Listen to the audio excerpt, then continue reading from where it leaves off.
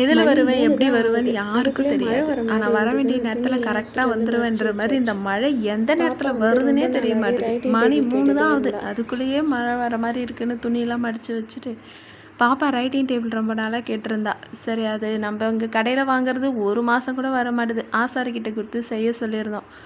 Paint அடிச்சுட்டே இருக்கும்போது பாப்பா வந்துட்டா. வந்து ஒரே குஷி தான். அவர் பார்த்தது செம சர்ப்ரைஸ் ஆகிட்டா. அவங்க தான் வீடியோவே எடுத்தது. ஆங்கிளாக பார்த்து எடுத்துகிட்ருக்காங்க.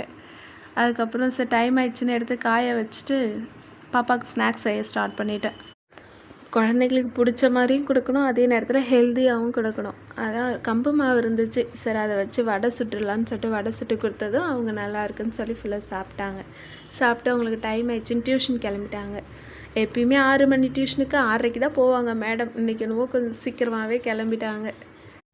ஈவினிங் சாமி கும்பிடணுன்னு சொல்லிட்டு நான் போய்ட்டு குளிச்சுட்டு வந்து சாமிலாம் கும்பிட்டேன். நாளைக்கு ஒரு விஐபியை பார்க்க போகிறோம். ட்ரெஸ் எல்லாமே முன்னாடி நாளே எடுத்து ரெடியாக பேக்கில் வச்சாச்சு. எங்கே போகிறோன்னு நாளைக்கு சொல்கிறேன். அப்புறம் இன்றைக்கி ஒரு ஸ்டென்சில் ஆர்டர் வந்தது. டிசைன்ஸ்லாம் முன்னாடி நாளே எடுத்து ரெடியாக கொரியர் பேக்கில் போட்டு வச்சுட்டேன். ஈவினிங் ஆயிடுச்சு. இதுக்கப்புறம் கொரியர் ஆஃபீஸ் எப்படி இருக்காது. சரி, நாளைக்கு போகும்போது அப்படியே கொரியர் போட்டு போயிடலான்னு அதுவும் ரெடியாக எல்லாமே எடுத்து வச்சுட்டேன். உங்களுக்கும் ஸ்டென்சில்ஸ் வேணும்னா ஸ்க்ரீனில் தெரிகிற நம்பருக்கு வாட்ஸ்அப் பண்ணுங்கள். தீபாவளி ஆஃபராக செம ஆஃபர் போயிட்டுருக்கு.